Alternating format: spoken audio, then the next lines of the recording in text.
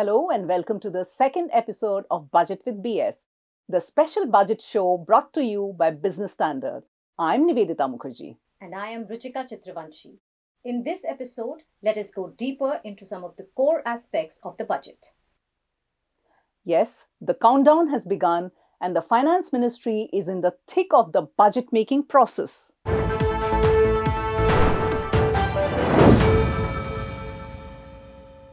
In the first episode, we spoke about the backdrop of the budget: COVID-19, the war, G20 India presidency, and the upcoming election. Today, the budget spotlight is about the tightrope walk that the finance minister faces in the midst of the macroeconomic challenges. Asit Ranjan Mishra has the details. Quite a job for the FM, as Asit reports.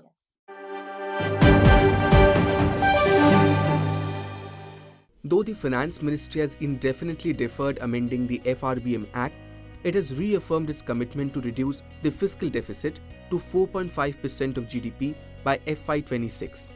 However, the IMF believes India needs to have a more ambitious fiscal consolidation roadmap, cautioning of a shrinking fiscal space amid growing risks to the growth outlook. The multilateral lender has projected India's growth to ease to 6.1% in FY24 from an estimated 6.8% in FY23. India's economic growth faces threats from an imminent recession in the developed world and a slowdown in China, and also from deceleration in tax collections.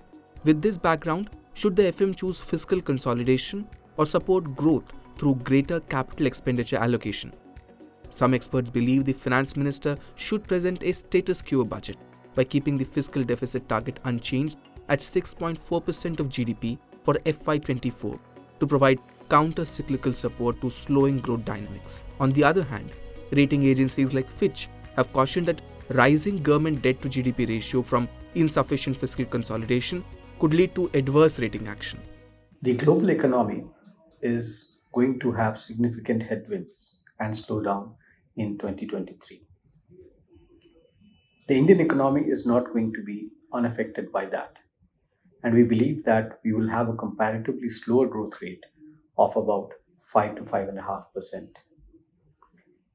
Given this scenario and the weakness in aggregate demand that is expected during the next fiscal, it will be imperative for the government to continue with the pump priming.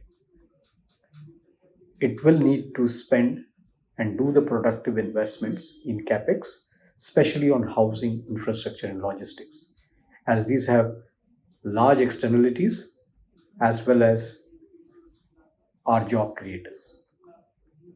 Therefore, the government should demonstrate its willingness to walk the path of fiscal consolidation by having a slightly lower fiscal deficit target than FY 22-23, maybe in the range of 5.85 to 5.8%. But it should certainly not go for a very aggressive reduction in fiscal deficit.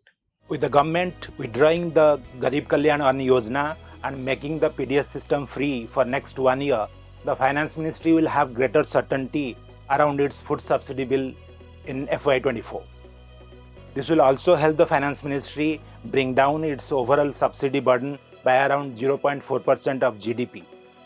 However, the lingering uncertainty around the Ukraine-Russia war may keep the fertilizer subsidy bill elevated. The petroleum subsidy bill, which has started to go up again, may expand further next year given the upcoming election season. How far can the government expand its capex allocation to boost economic activity? This will remain uncertain even if the government saves substantial amounts on subsidy bills and domestic growth remains robust in FY24. There are already question marks about the absorptive capacity of government agencies. Chief Economic Advisor V. Ananth Nageswaran recently said that policymakers need to decide if public sector investment should be scaled up or should the private sector take over as the main engine of capital formation in the economy. See, today there is a call for the government to spend more on capital expenditure, and the reason is quite simple. We're not seeing too much of private sector investment. The state governments have their own constraints when it comes to capital expenditure, and therefore onus falls on the central government. And so far we have seen that the central government has been sticking to the target of capital expenditure, and the expectations are there will be acceleration in the coming budget. But if you actually look at the way in which our overall capital formation, the capital expenditure in the country is structured, the central government plays a very minor role. Last year, we can remember the government spoke of 7.5 lakh crores as being the total outlay on capex, of which around 1 lakh crores is actually being transferred to the states, which means that the states would take credit for this 1 lakh crores. Out of the 6.5 lakh crores, we have another 1.6 lakh crores or so, which goes for defense, which is actually outside the purview of the real kind of capital expenditure which you're talking of, which means that around 4.95 lakh crores is what's really there in the hands of the central government for spending on capital projects. If you look at overall capital formation in the country, it's in the region of around 75 to 80 lakh crores. Now, honestly, can this number of, say, 5 lakh crores be driving the 75 to 80 lakh crores? The answer is obviously no. To a certain extent, it can support the overall capital formation taking place in the country. But I think the initiative has to come from the private sector finally. And I think it's time that the private sector reacts to all the incentives which the government has given. While the Finance Ministry has rejected IMF's contention that the fiscal space is at risk, it remains to be seen how far it can push its luck on the growth front in practice. We will have the answers on February 1st.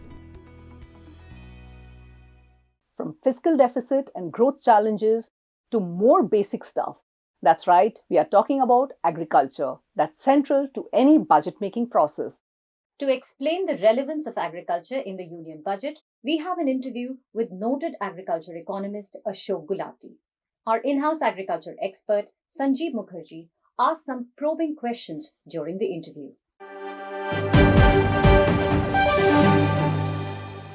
Welcome to the budget show, Dr. Gulati. From the rural agriculture sector, what is your specific lookout for in the budget? What you will look out in? In the agriculture part particularly, there are three biggest items as far as the expenditure is concerned. One is the food subsidy, which in 22-23 is likely to definitely cross 3 lakh crores. And then there is a fertilizer subsidy, which is likely to come somewhere between 2.25 to 2.5 lakh crores. And then there is a PM Kisan. These three are the biggest subsidies in the agri-food space. And although the Garib Kalyan Anna Yojana was extended up to December end, we don't know as on today, when we are talking, whether that will be extended further or next year, because next year is also a precursor to the election preparations of 2024.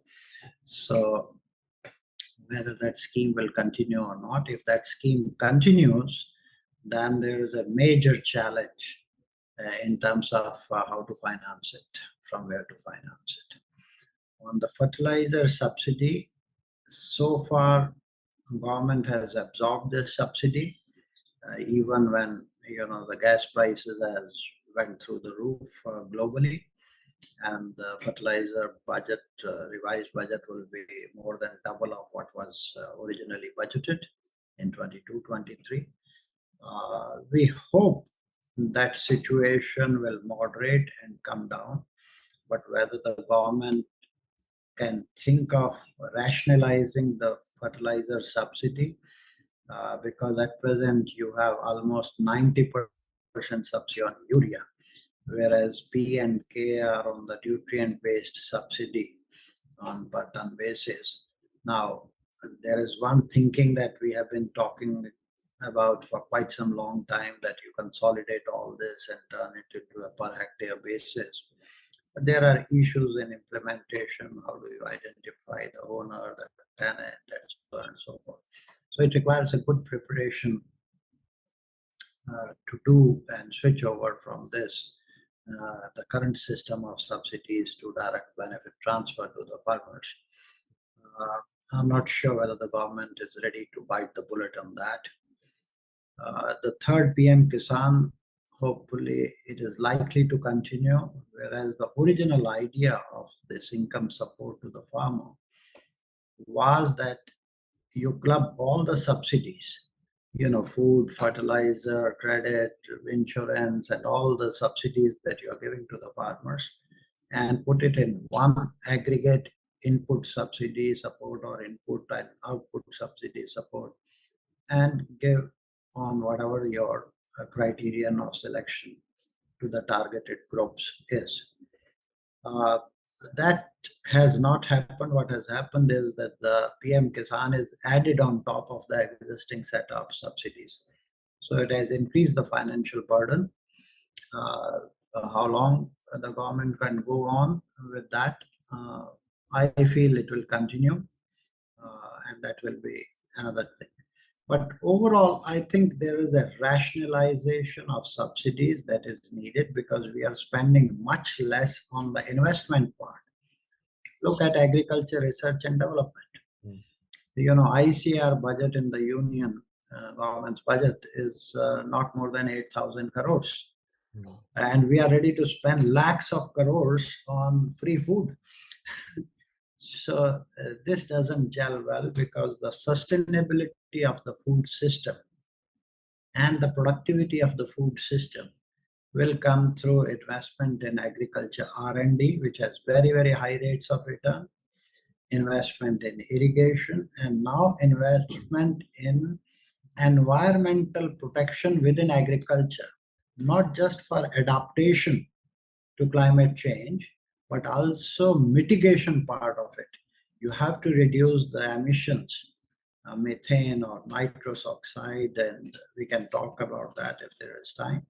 But you cannot talk just about adaptation.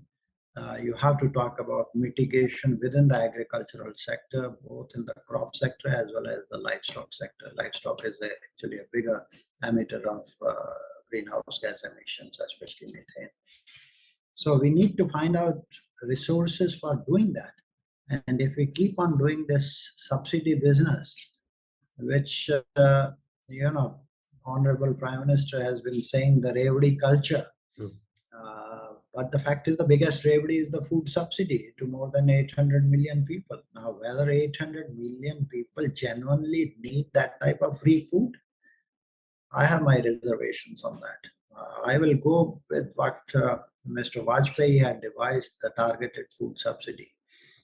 For the Antodaya, you can give free, but then those who are in BPL, they should be charged half the procurement price. And those who are above the APL, they should be charged 90% of the MSP. So this pricing for the consumers needs to be linked with the prices of the farmers. So one another challenge which we faced last year was the inflation part, the food inflation. We had seen a very high inflation of food, cereals, high inflation of cereal inflation is still high. In fact, they are not going down. Edible oilseed inflation has come down. Pulses is still better than what was earlier. So do you think this scenario to continue in the coming years, cereals will be a problem? Because we know that if the PMGKY continues for another 3 months, there is absolutely no stock of grains to sustain that. And then there is the new crop of wheat which is coming. And if the crop is not as good as expected, there will be huge pressure on the new crop.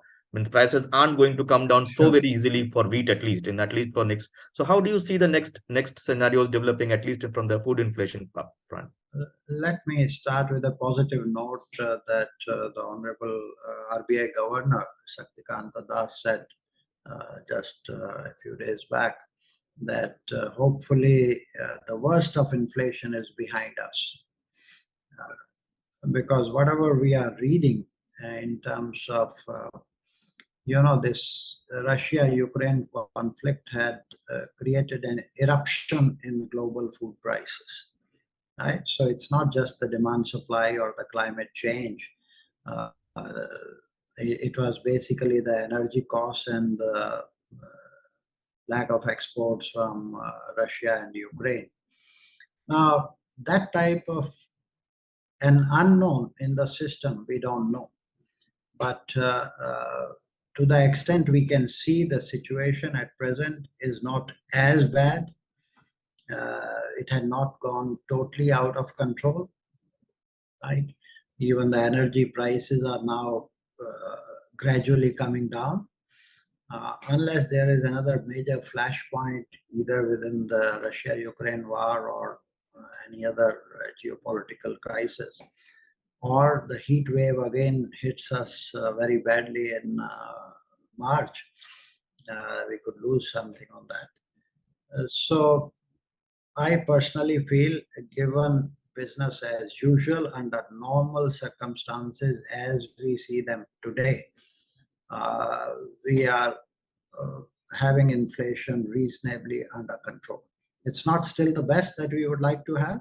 So does this also call for a rethink on the various measures that were adopted to control this inflation? The stock limits, the banning of futures, the export bans that were undertaken in the last 6, 7, 8 months when this inflation started hitting post February 2022. I would not suggest imposing stock limits and even the export control. Some filtering can be done, but we should move gradually in a calibrated manner towards opening up. Good thing was that the big increase in fertilizer cost has not been transmitted to the farmers fully. So that was absorbed by the government. So in that way, government can say that we are not, hurting you on the fertilizer side, but you also make some sacrifice by not getting the best possible international price that you can. One big agenda or the one big item which struck the agriculture sector this time was obviously the GM mustard thing, the GAC clearance. It is being, means it's not directly connected to budget, but definitely a very important issue with the agriculture sector. So it is being said in a lot of quarters that this is the answer to your edible oil import dependency problem, and it is being, means there are a lot of ifs and buts. Do you think the time has now come to come out of all these discussions and move very strongly forward on a new technology path for seed at least? As far as GM mustard is concerned, so long as GEAC has already given clearance to it, so on food safety, environmental safety, the clearance is there. I'm in support of that. Please go ahead. But it is a political call because some segments of society are opposing it, which is perfectly fine in a democratic country. You have all these checks and balances. But as far as my position is concerned, I'm in support of new technology, and GM mustard should go ahead. But will it solve the problem of edible oils economy? No way, because we are importing 55 to 60% of our requirement, and mustard cannot be as competitive as palm oil is. Palm oil gives you 4 tons of oil per hectare, and mustard will give you how much? 400 kilograms of oil per hectare. It can go a little up with this productivity increase and all that, but it is nowhere near the palm oil, and that's the cheapest oil in the world.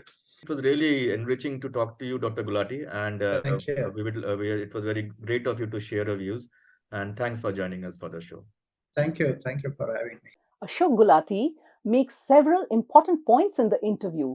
The first being that food inflation is behind us. That is reassuring, but he has argued that GM mustard may not achieve much. It is nowhere near palm oil in price competitiveness, he has said. Yes. Now to the third section of the Budget with BS, Budget Nugget. What's the topic, Ruchika? In the last episode, we had presented a ready reckoner for understanding the budget. And today, Arup Roy Chaudhary will give us a sense of the budget theme. The Finance Minister core team of budget makers includes the senior-most bureaucrats holding the rank of secretaries. Traditionally, the Finance Ministry has had 5 secretaries heading the 5 departments, namely Economic Affairs, Expenditure, Revenue, DPEM and Financial Services. Recently, however, the Department of Public Enterprises was also brought under the Finance Ministry. This time, the secretary heading the Expenditure Department, T.V. Somanathan, also happens to be the Finance Secretary, as he is the senior most of all the bureaucrats in the building. His main job will be to help the FM finalize the spending on infrastructure, welfare schemes, subsidies, defense, etc., and help allocate sums to all the ministries. The Economic Affairs Secretary is Ajay Seth. His role is essential as the budget division comes directly under his department. The Revenue Secretary, Sanjay Malhotra, will guide the Finance Minister through tax revenue projections and various announcements related to direct and indirect taxes. He will be helped by Nitin Gupta, who heads the Central Board of Direct Taxes, and Vivek Johri, Chairman of the Central Board of Indirect Taxes and Customs. DIPAM Secretary Tuhin Kanta Pandey will help the Finance Minister set the divestment target and the privatization plans for the coming financial year. Financial Services Secretary Vivek Joshi and Public Enterprises Secretary Ajay Raza Rizvi will be instrumental in any announcements related to public sector banks and other public sector companies. A key person in any finance minister's budget team is the Chief Economic Advisor to the Government of India, also known as the CEA. The current CEA, V. Ananta Nageswaran, will help shape the FM's perspective on the global economy while also helping the budget with data and projections. While almost the entire ministry staff helps prepare the various budget documents, the speech itself is written by a select few people. The Revenue Secretary assists the Finance Minister in writing Part B of the speech, which contains the various tax announcements. At the same time, the Expenditure and the Economic Affairs Secretaries help with the Part A of the speech, which includes observations on the broader economy, major spending items, the government's objectives, and various schemes. The CEA is also expected to pitch in with a number of paragraphs in the budget speech. It would be remiss not to mention the Joint Secretary of the Budget Division, who currently happens to be Ashish Vachani. He heads a division which will ultimately be tasked with putting multiple documents together and printing the budget. The FM speech on February 1 may only last some minutes, but it will be the culmination of months of work done by these bureaucrats and their teams. That was a neat roundup about the key men steering the budget. In fact, there is no woman in this core budget team. Perhaps Finance Minister Nirmala Sitharaman is doing the balancing act. But while all eyes are on the budget team, it is the political leadership that really gives the budget its direction, isn't it, Nivedita? That's right. The Prime Minister's office is the nodal point for any budget direction. With that, we come to the end of today's show. Thanks for watching. See you on Friday with another episode of Budget with PS.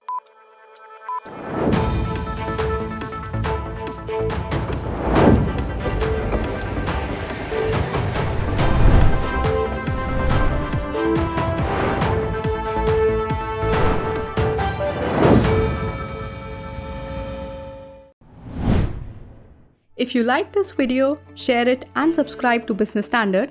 For more news, views and insights, log on to www.business-standard.com. Do also follow us on YouTube, Twitter, Facebook, Instagram, Telegram and LinkedIn.